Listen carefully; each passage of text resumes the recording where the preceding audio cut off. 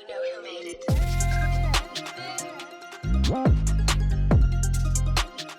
Hello and welcome to the See Me Be Me podcast. On today's episode, we are joined by a very special guest, an author, entrepreneur, and TEDx speaker, Mo Kanjilal, who is also the co-creator of a multi-award winning diversity and inclusion company, Watch This Space. Welcome to the podcast, Mo. Thanks so much for having me on. I'm really excited for this. Really excited to hear about your journey. So just getting started on your journey, could you just talk us through how you got started? Because I believe the first 10 years you worked for a technology corporation. So how did you get started in the tech industry? Yes, if I go right back to the beginning, I studied English literature, so nothing to do with tech at all. And then when I was looking for jobs as a graduate, I started working in marketing, and I just so happened to get a job at a tech company. And then what I found quite quickly was that I was better at sales. I much preferred that interaction with people, the traveling and meeting people. So that I kind of fell into tech sales. And actually what I found was that my English degree served me quite well for it, because what you have to do in a tech career is understand really complicated technology and then explain it to people clearly so that they understand what it is you're selling. So actually my tech career went quite well with my kind of literature degree. So I did that for many years, and I worked in all sorts of different tech companies. So I've sold things that help you get into a building, things that go into space, things that go in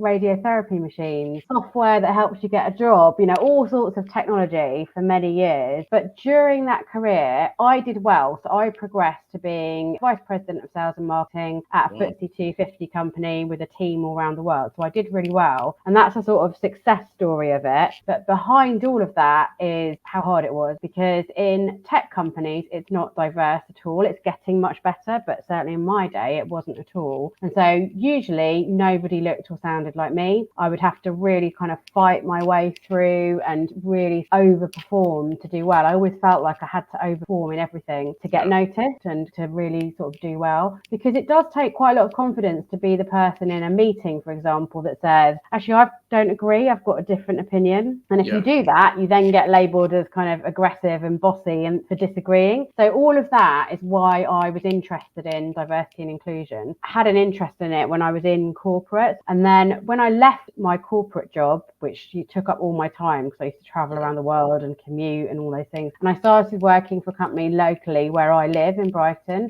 I suddenly had all this free time. It was one of those things where it's like I could have done nothing with the free time, but I wanted to do something with that time. So that's when I started mentoring for a charity, and I got involved with a local network that was running. It was called Brighton Digital Women, and it was for women in tech. Through all of that is how I met my business partner, Allegra. We were both invited to be on a panel at a discussion event in 2018, and we found that we had loads in common. So that's how it happened. That gets us up to lockdown. So in lockdown, on a Zoom call, when we couldn't leave the house, that time we could only leave the house for an hour a day, we were on a call and we were saying, well, it's not just about women in tech, is it? It's a much bigger thing. There's so much going on. We can see like workplaces being disrupted right now, like employers not knowing what to do. And so that was the start of Watch This Space. That's when we said, well, we've got some time. Why don't we try founding a company? So what does an inclusion journey look like, and how can organizations begin this process effectively? Well, we've written a book about that.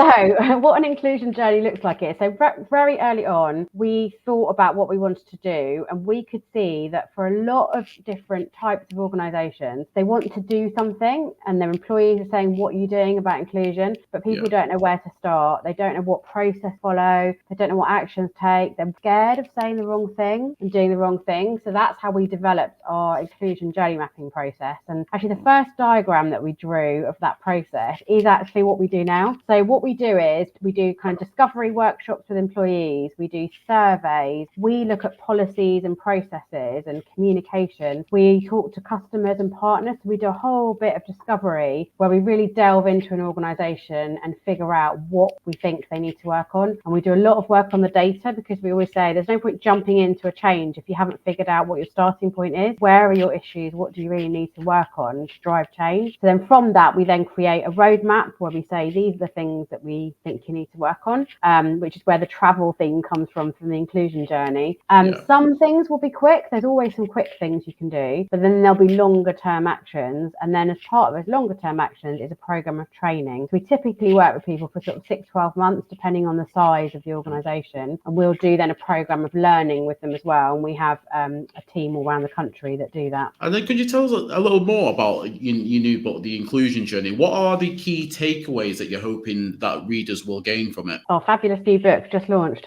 So our book called The Inclusion Journey takes you through those different stages of the inclusion journey. And we've got loads of case studies in it. Not all clients of ours, some of them are just interesting case studies. So for example, one of the case studies is the National Health Service, because they are one of the largest employers in the world. And they do an employee survey, which is one of the employee surveys that has the largest response in the world of an employee survey. And from that, they use the insights from that to create actions, and they communicate. It's all publicly available. They communicate really clearly about what the goals are. So that's an example where we interview somebody from the National Health Service for the book, and it's a good case study to show you what you could do as an organisation. So the book does literally take you on a journey. It starts with the beginning, and then it goes through all the different stages of the journey, ending up where you've got some successes, and how do you actually celebrate success? Because that's another place where we see people don't always celebrate the fact that they have made progress. Mo, I just wanted to take it back a little bit just before we go more into your career. Just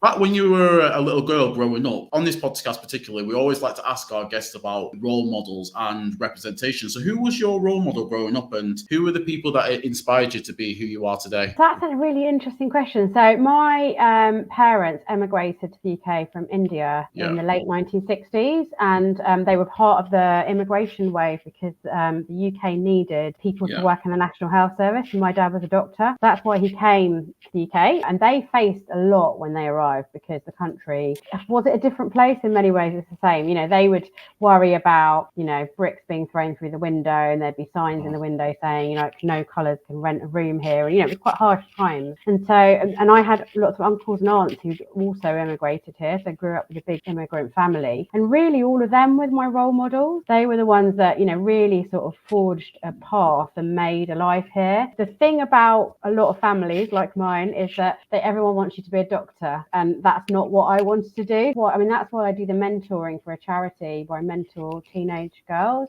because when I was young, I just didn't see people doing different things. I didn't know about different careers because you only see what you can see. So I think it's really important that people see there's loads of different careers, paths you can follow. Absolutely. And you mentioned in the work that you're doing with girls. Could you talk to us about your role as a mentor for, I believe it's the Girls Network charity? And how you essentially incorporate the diversity and inclusion principles into mentorship? Yeah, so I started mentoring for the Girls Network charity when I left my corporate career and had this time.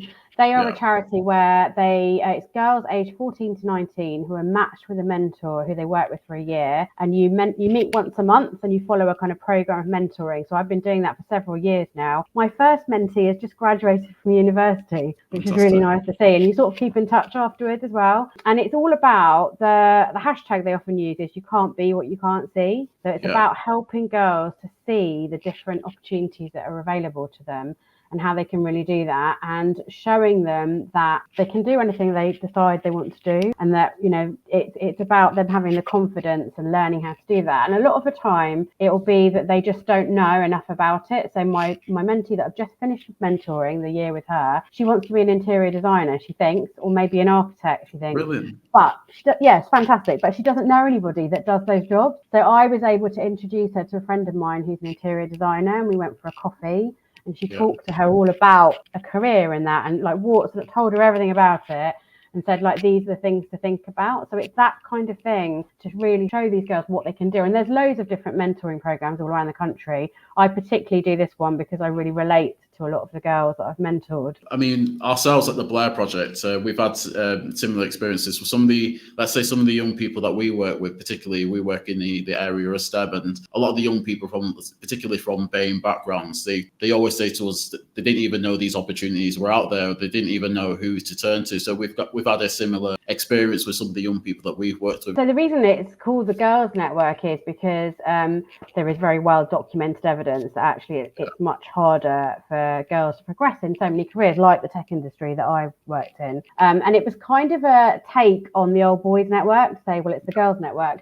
The more you get to know different people and network, the more your opportunities are if you can do that.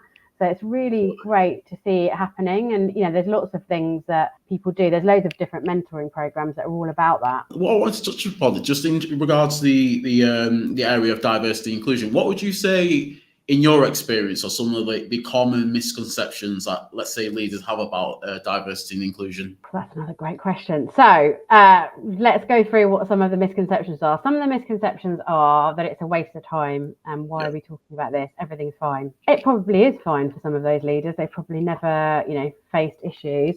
But actually, when you look into it, those same leaders, often what happens is they'll say they're struggling with recruitment, struggling with retention, they're struggling to come up with new ideas for things, they're struggling to understand their customers.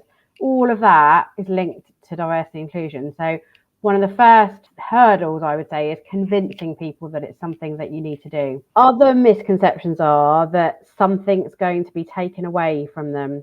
And this is one that people don't often like to admit, but we often uncover that when we work with people, that they're scared. It's fear that something is going to be taken away from them. And so they trash it, say, what a waste of time it is. And actually, there's nothing to be scared of, because what we're not talking about is taking anything away from anyone at all. It's not a pie and we take something away from some people. We're talking about creating more inclusive spaces for everyone. So we often use the example, there's a concept called universal design that we often use, which is that if a website is made accessible, so it has subtitles, contrasting colors, all of the accessibility features that you can think of, that website is now a better website for everyone. So you haven't taken anything away from anyone, you've made it better for everyone else. But you're talking often to people that are coming from a place of fear, that they're scared about something and they don't know what to do. And then the next one that we should address is budget. No one wants to put any money to it. So there's no money available, but perhaps this person could do a bit of work on it in their spare time. That is just setting people up to fail. So you have to really say, right, this is something we're going to do, and really focus on it. And what we say with that is it's actually linked to all of your business goals. It's not a separate thing.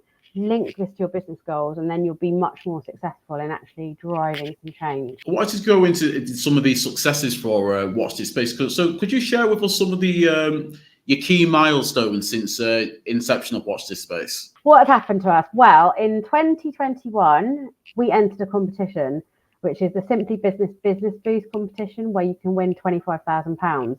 So we entered it and didn't really think much more about it, and then we won it in October 2021. So up until that point, we had been doing other work as well, because a startup doesn't make any money. And at that point, we said, okay, maybe we're onto something here. We'll let's focus in on the business. So we won that in October 2021, and then we won some other awards as well. We were approached by a publisher last summer to say, do you want to write a book? And now we have a book, and it's out there, and it was published in the USA and Canada as well as the UK. So that's been a huge thing for us. And then for me personally, I wanted to do a TEDx talk, and I did a TEDx talk earlier this year. So that's another key milestone for us.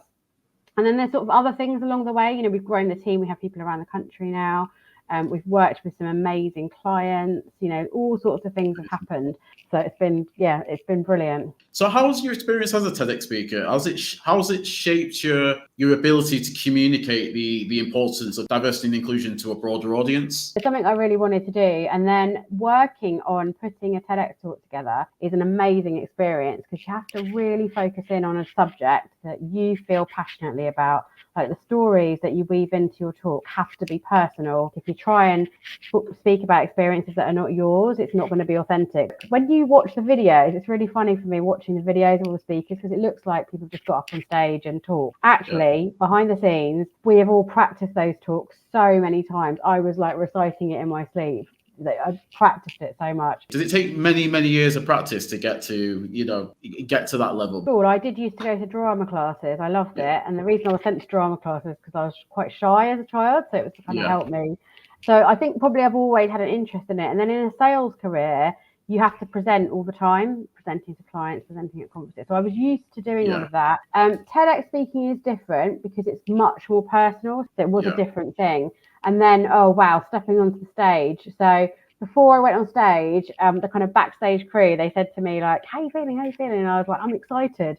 And they were like, oh my God, you're the small percentage of speakers that isn't scared. Like, you're excited to go on. And I really, I loved it. absolutely loved like walking out onto stage. I had loads of friends and family in the audience, but you can't actually see anybody in the audience.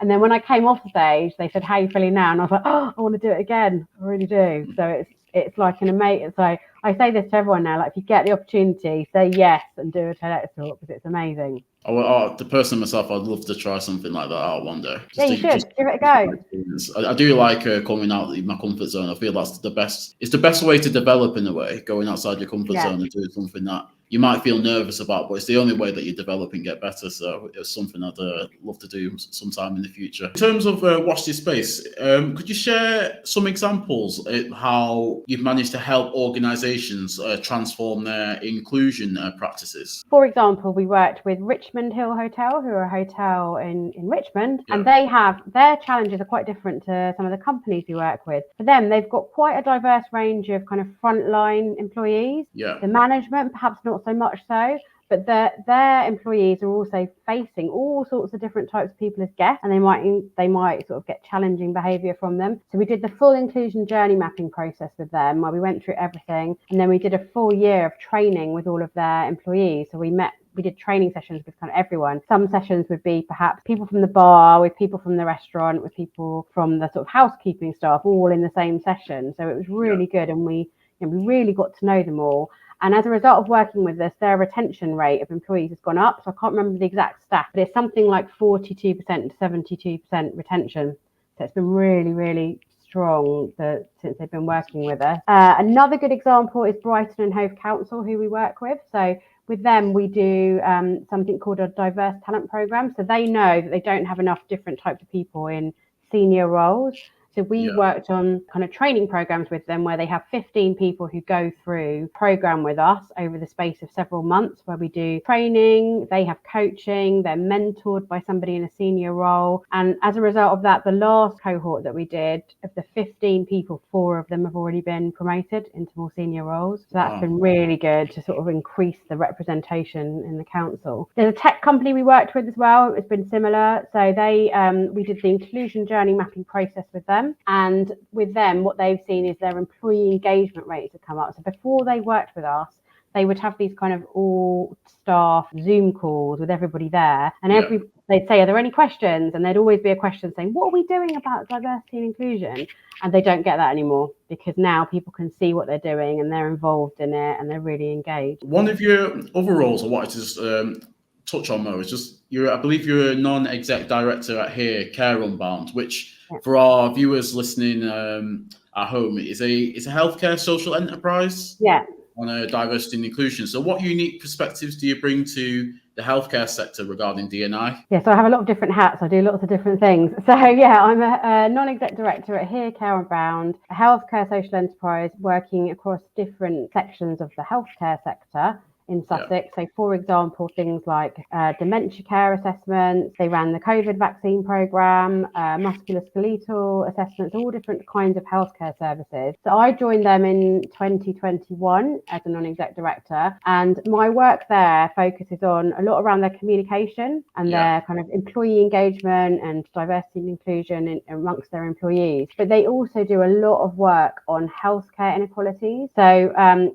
when you see kind of announcements about healthcare services, they might say, yes, we've reached 75% of the population. Here, the whole work is focused on, okay, that's great, we've reached 75%, but what about the people we haven't reached? How do we reach them? And so it's their kind of tagline is exceptional care for everyone. And the for everyone means, how do we really reach people? So, for example, in the dementia care assessment service, it's very well known that amongst ethnic minorities, there's a lot of hesitance around getting assessed, getting treatment, sort of being open about it. And so that's one example of where they really focus on how can you reach people, because there's a lot of mistrust of healthcare professionals as well in a lot of communities. So how can you really reach people? So that's a kind of snapshot of what the work there is about. In your experience, Mo, have you always been a leader? And what would you say are the characteristics of someone who's a good leader? Oh, that's another great question. Yeah, I think I've always wanted to lead on things, perhaps from a desire of wanting to drive change. I think that's what it was about. There's a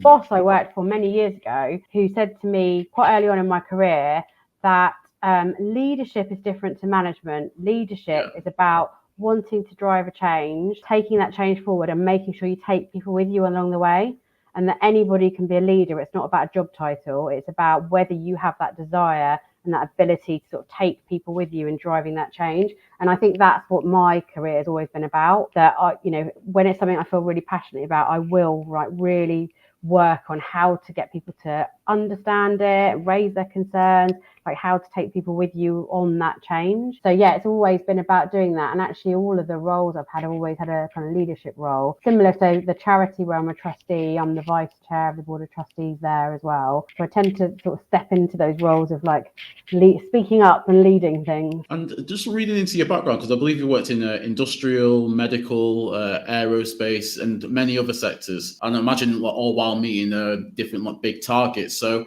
how did you adapt, and did you feel any pressure during this time working in these different areas? Oh yes, if you've never worked in a corporate sales role, the pressure. Oh my goodness, we used to have revenue meetings every week, and you'd have to like go and declare what your revenue is. So a lot of pressure. So I had a team of salespeople all around the world.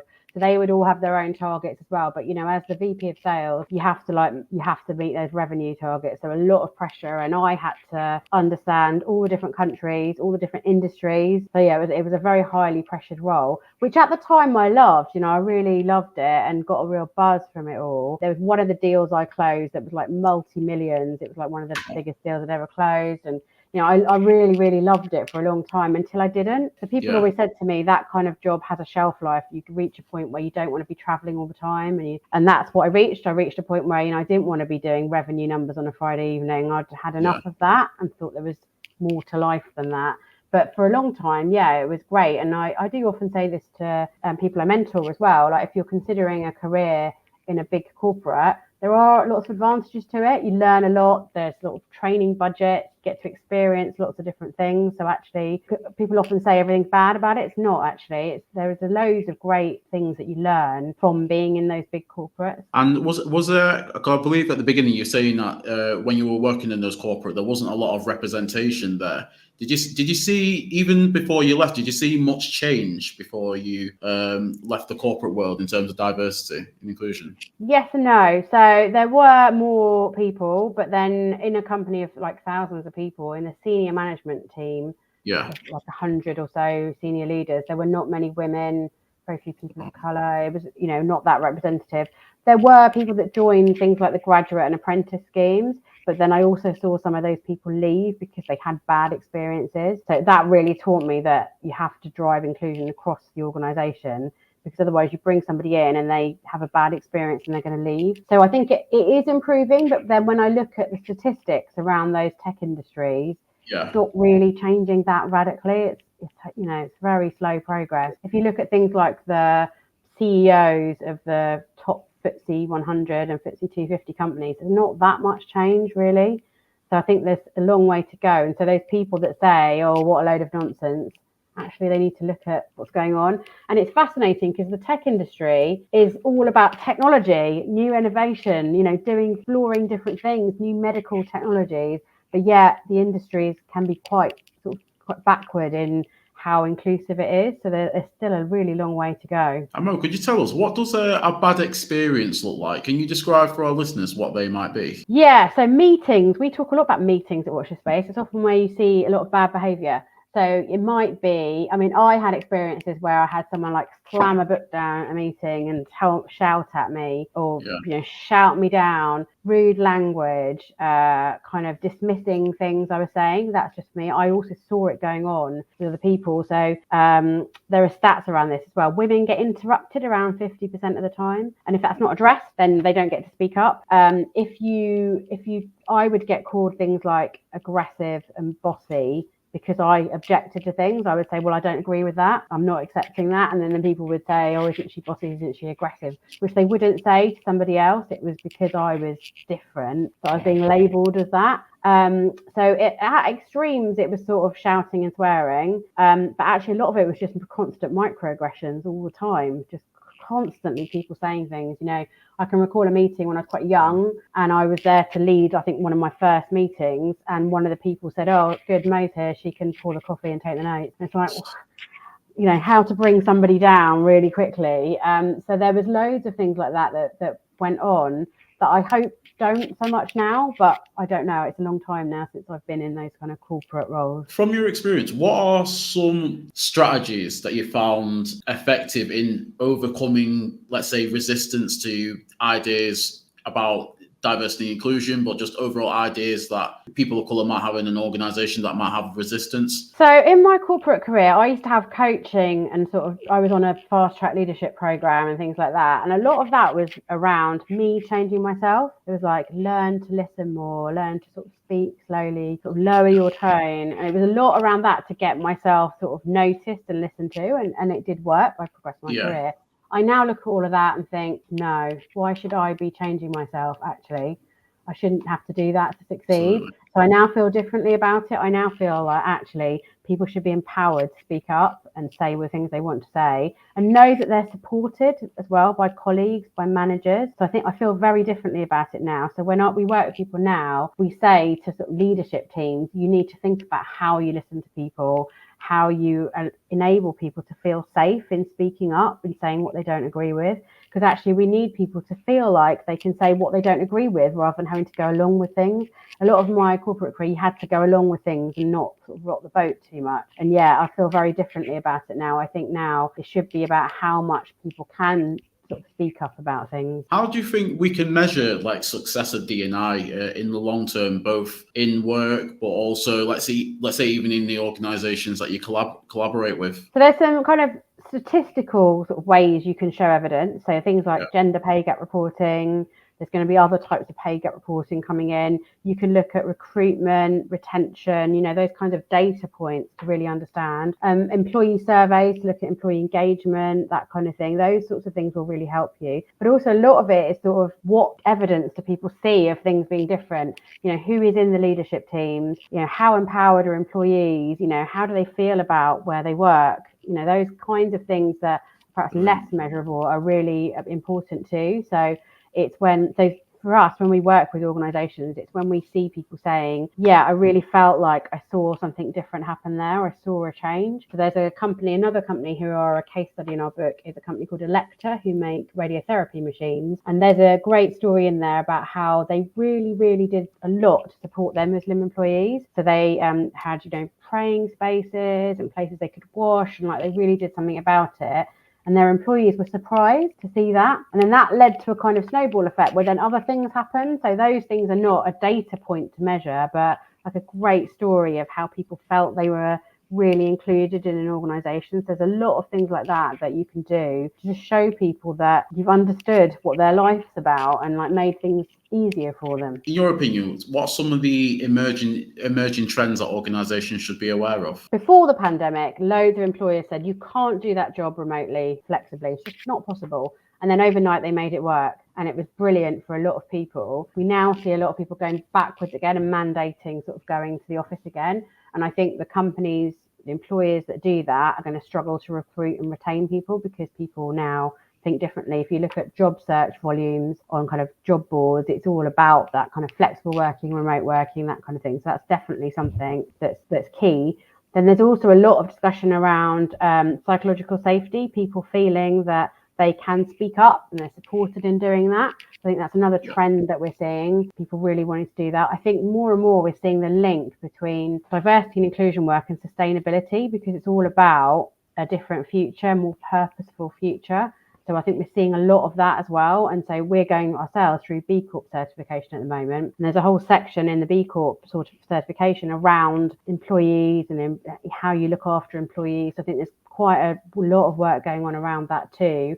And then the future of work is that people want to work for places where they care about what the work's about. They want to understand the overall story. What is it that I'm contributing to? How can I make a difference? So I think we're seeing a lot around that as well, where it's even more important than it ever was to show people what your work's about. I think those are some of the key things. And then the one that probably I should mention, because what everyone talks about is AI. Obviously, there's a lot of talk about AI and a lot of scare stories about it.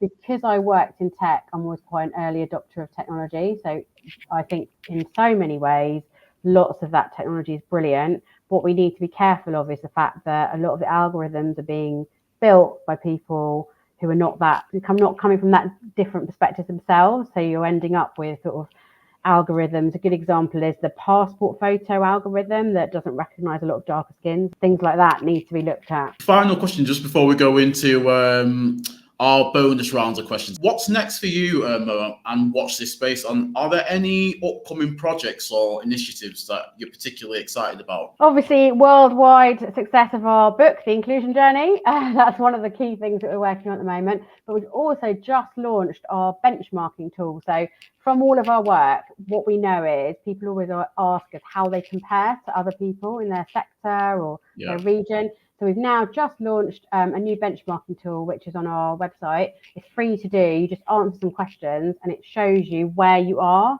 and what you need to work on.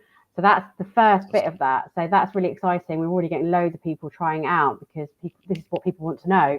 Like, how am I doing? You know, what things do I need to work on? So that benchmarking tool has just launched and we're going to be scaling that more, and it's going to be more technology developed to really help people see what they need to work on and how they compare to other people in their sector, in their region and things like that. So that's the sort of new thing that we've just launched. I do need to also say I need to get a copy of the Inclusion Journey myself. You do. Just from what we've been through today, it's been really just inspiring hearing the story and whatnot. So absolutely, I'll have to make sure that once we finish this podcast, I need to get my hands on. Definitely. Before actually, just going into there, could you just take us through your education journey? Just one thing I forgot to bring up, because I believe you studied at the English at the University of Sussex all the way to Brighton. So can you just quickly, before we go into the bonus questions, about why education matters and how education essentially has shaped you into who you are today? Yeah, so as I said, most people in my family, they either are doctors or nurses, or they thought that's what you should do. I didn't want to do that, so I didn't really know what to do. So I decided to study a subject that I knew I loved and I was good at. So I studied English and did a degree in English at the University of Sussex. I particularly chose the University of Sussex because their degree is very different to other universities. So it's not all about studying sort of the English classics. So I studied Black women's writing, Asian writing, like it's very international. So I absolutely loved it. I then didn't know what to do after that. So I thought, I'll go and do a master's degree for a year in London. So I went to Queen Mary and Westfield College, which is part of the University of London, and did a master's degree there, which was just for a year. And that was more focused on a bit more on philosophy, but also literature as well. And then having done that, I thought I'd better earn some money. So that's when I started working in marketing. But actually, when I was younger, I also really, really loved learning French. But I didn't carry on with French at A-level. And, you know, if there's a regret, it's probably that. I should have carried on with French because I loved it and I was really good at it. And so later on, when I started working in international sales, I decided to do an evening class, which was a diploma in French for business use, which I did in the evenings at the University of Brighton. That was brilliant because I also met all sorts of people through it as well. So that was an evening class to give me a diploma. So then it meant I had much more business fluency in French. So it's kind of one of those things where, if I look back on it, maybe I should have done French A-level and then I could have done English with French as my degree, something like that. But actually it worked out in the end. And that's something I often say to my mentees when I'm mentoring them. They'll often say, did you know what you wanted to do when you were 15? And I say, no, I still don't really know. I think some people are really lucky and they know what they want to do when they're very young, but for a lot of people, they don't. And so I think it's just about giving yourself as many opportunities as you can. Just like do the things that you're passionate about, because if you start to do an A-level or a degree, something that you don't love, you're going to find it really hard. So find the things that you love and that you're good at, and it will work out. Just like be open to opportunities and it will work out with the different things you end up doing. I found that in my own journey as well. Sometimes the place that you wanted to go to, maybe when you were really young, maybe, you know what, maybe the future is lining something else up for you, really. So I kind of just find it's just going through that journey in terms of, finding what's right for you in a way. So I find that's just sometimes the journey that we all need to go on to, really. Just as long as you've got the right mentors guiding you, the world's basically your oyster, really. So yeah, definitely. And, you know, in lots of ways, I got to where I thought I wanted to go. I was vice president of sales and marketing for a FTSE 250 company, traveling, you know, had a gold card on British Airways and all of that. So seemingly had all the things I wanted, but actually wasn't what I wanted. It wasn't making me happy in the end. So, and I think that's fine too. A lot of people change what they're doing later on. It's totally fine. Oh, I really enjoyed this conversation, Mo. But just going on to our free fun bonus questions. Yes. So starting with bonus question number 1. If you could throw a dinner party and you could invite 3 guests, either people in your personal life or celebrities, past or present, who would those 3 guests be? They're all going to be writers, probably. Okay. Maya Angelou, Toni Morrison, and Jhumpa Lahiri, all 3 writers. And I think that would be a really great conversation. Yeah. Okay. I was only watching a documentary on Maya Angelou the other week with my family, so really one of my inspirations as well, Maya. What sort of food would you put on for that dinner party as well, actually? Oh, it would have to be, it would have to be Indian food. I'd have to make, so Jhumpa Lahiri, she's a Bengali like me as well, Bengali American. So she'd appreciate the food, but I think, most people appreciate really good Indian food anyway, so it would have to be that. It's also the easiest thing for me to cook because I just know how to cook it. Oh, wow. Love to try. Would love to try some myself. If you could have any superpower, what would that superpower be? Traveling through time. What time period would you go to? So I'd love to go into the future to just kind of see what's in the future. But actually, so one of the other things I'm doing is I'm writing a novel. I'm about halfway through that. And there's bits of the novel where I think, I'd love to just know what it was like then. Yeah. So I'd love to go back in time as well to, like when my parents emigrated to the UK, partition. I'm sort of doing some research into partition of India, what happened then. So I'd love to go back in time as well as forward. The final aspect of the podcast is this is where we hand it to the guests. So if people want to follow you on your journey, what social media can people find you on, or if there's a website? So our Watch This Space website is watchthisSpace.uk. And if you want to email us, it's hello@watchthisSpace.uk.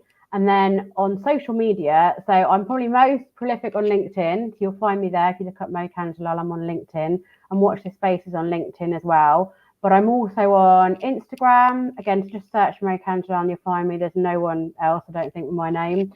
I'm also more recently on Threads quite a lot. I don't know if you've tried out Threads, so I'm there too. And I'm a bit on TikTok, but not that much really. I'm less sort of visible on TikTok. So the best place to find me is either on our website or LinkedIn. And I'm on those social media platforms all the time. Can I add one more thing actually before we go? Yeah. And watch my TEDx talk, which if you search Mo Kanjilal TEDx Brighton, you'll find it. And it's about how can we value the power in our differences. And our book is available from all major book retailers. So just search for The Inclusion Journey and you'll find that. I'll definitely be getting myself a copy. So thanks for your time today, Mo, and thanks everyone for watching. And until next time, take care, everyone. Bye.